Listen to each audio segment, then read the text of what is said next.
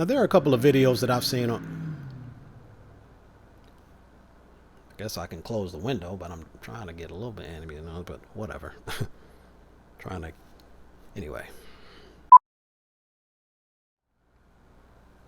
So when it comes to the rapture, who will be taken and who will be left behind? Let's talk about that.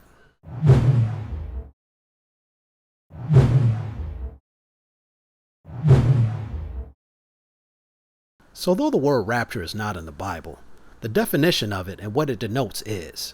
Now, there are a couple of videos that I've seen on YouTube that seem to present a somewhat against the rapture premise, especially as it relates to the Left Behind series. Now, as you well know, the context behind the Left Behind series is that the righteous will be taken out of the earth and the unrighteous will be left behind to go through great tribulation. So it is very probable that the context of the Left Behind series derives from Luke chapter 17, verses 28 and 29. But the title of the Left Behind series probably more than likely derived from Luke chapter 17, verse 36. Let's take a look at it. Okay, so here in Luke 17, starting in verse 28, the context here is the Lord is talking about his return, right? So verse 28, likewise also as it was in the days of Lot, they did eat, they drank, they bought, they sold, they planted, they builded.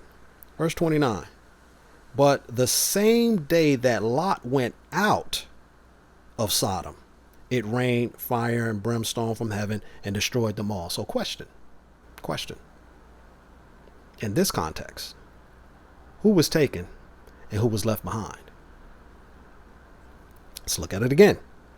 Verse 29, but the same day that Lot went out of Sodom, it rained fire and brimstone from heaven and destroyed them all. The Lord Yeshua says that Lot was taken out of Sodom. Lot was taken, Lot being righteous, and the unrighteous who were in Sodom was left behind.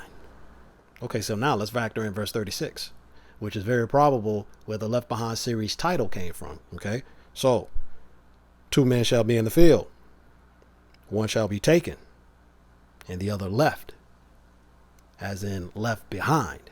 Okay, so here, in the same context, clear scripture, the Lord Yeshua says, okay, 2 men shall be in the field. One shall be taken, that meaning Lot, or the lots of the world, meaning the righteous, okay, and the others, unrighteous, left. The other unrighteous man left behind, okay? Now, for further confirmation, okay, of me referring to Lot being righteous, okay, 2 Peter chapter 2, verse 6, starting at verse 6. And turning the cities of Sodom and Gomorrah into ashes, condemned them with an overthrow, making them an ensample unto those that after should live ungodly, and delivered just Lot, vexed with the filthy conversation of the wicked. Okay, so real quick, if you want to know who was left behind, it was the wicked.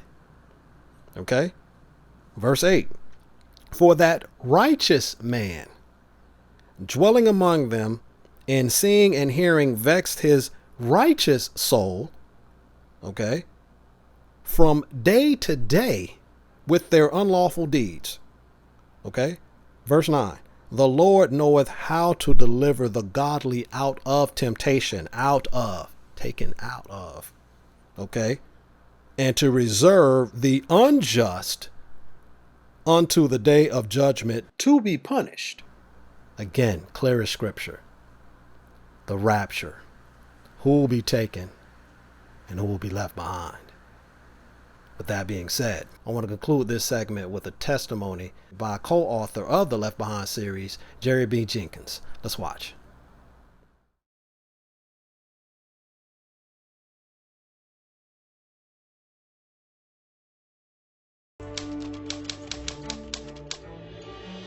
We didn't mind the criticism of the theology because people disagree on the theology, and that's fine. Dr. LaHaye would say that people would get their minds changed in the air. But even they were thrilled that people seemed to be coming to faith through these books. And we decided early on that we were going to try to keep track of anyone who told us personally. If they told us in a letter, in an email, in a phone call, or in person, that they came to faith through reading these books. We tried to keep a record of that.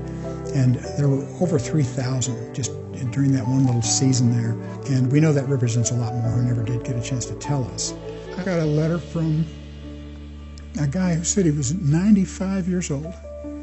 He said, my vision is so bad I had to read Left Behind through a magnifying glass. And he said, I came to faith. He said it wasn't because